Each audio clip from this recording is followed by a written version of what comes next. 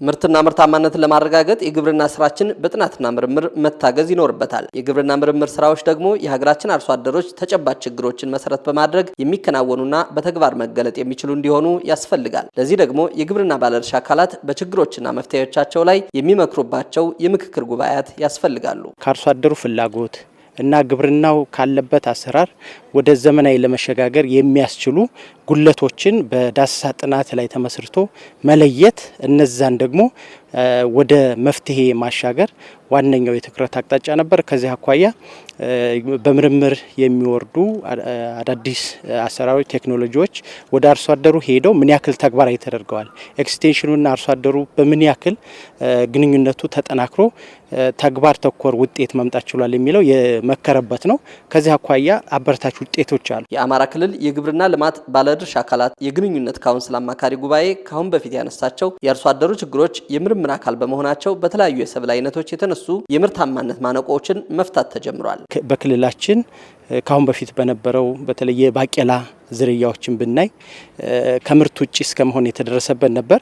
ግን ደግሞ ምርምር አዳዲስ ዝርያዎችን ከአካባቢ የሚላመዱ የአየር ተጽዕኖን መቋቋም የሚችሉ እነዚህን ዝርያዎች በማውጣቱ አሁን ባቄላ ወደ ነበረበት የመመለስና እንደውም የተሻለ ምርታማነት ያየንበት ነው። ይሄ አንዱ የአርሶ አደሩን ፍላጎት መሰረት አድርጎ የተፈታ ችግር ነው ማለት ነው። ከአርሶ አደሩ ችግሮች ለሚነሱ የግብርና ጥናትና ምርምር ስራዎች በተሰጠው ትኩረትም ባለፈው በጀት ዓመት ብቻ ከ70 በላይ ቴክኖሎጂዎች ተለቀዋል። በተለይ አሁን ምስር በከፍተኛ ደረጃ አደጋ ውስጥ የወደቀ ነው በበሽታ።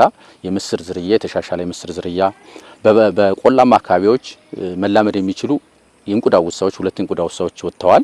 ሌሎችም ዝርያዎች እንደዚሁ የአርሶ አደሩን ፍላጎት ሊያሟሉና ምርታማነትን ሊያሳድጉ የሚችሉ ቴክኖሎጂዎች ወጥተዋል። በአጠቃላይ ከ70 በላይ ቴክኖሎጂዎች ናቸው ባለፈው አመት የወጡት ማለት ነው። እነዚህ ቴክኖሎጂዎች ወደ አርሶ አደሩ መሄድ አለባቸው። ስለዚህ ምርምሩ ብቻውን አይደለም፣ ምርምሩ ውስን ሀብት ነው ያለው።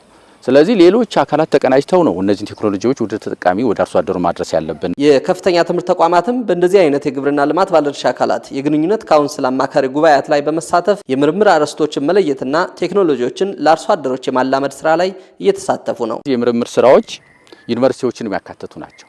ድግግሞሽን ለማስቀረት የሀብት ብክነትን ለማስቀረት እነዚህ በርካታ ዩኒቨርሲቲዎች ክልላዊ ምርምር ግምገማ ላይ ተሳትፈው አጸድቀዋል። ይሄ አንዱ ትልቅ ጅምር። በተለይ በአቅም ግንባታ እንደዚህ የተሻሻሉ ዘሮችን በማላመድ በኩል ገበሬዎችን የሚያገዙበትን በመሳሰሉት ነገሮች እንሰራለን።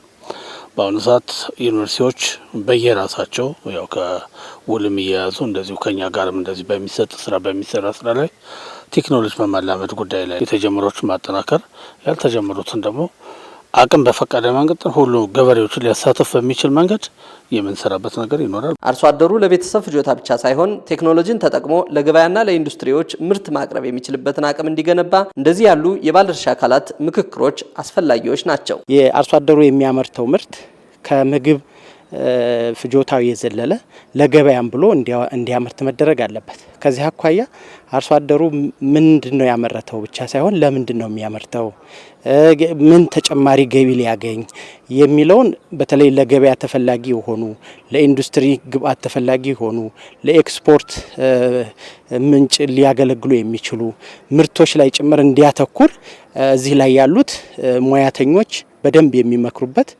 የአርሶ አደሩንም ግንዛቤ የበለጠ እያሳደጉ እንዲሄዱበት የሚያስፈልግ ነው።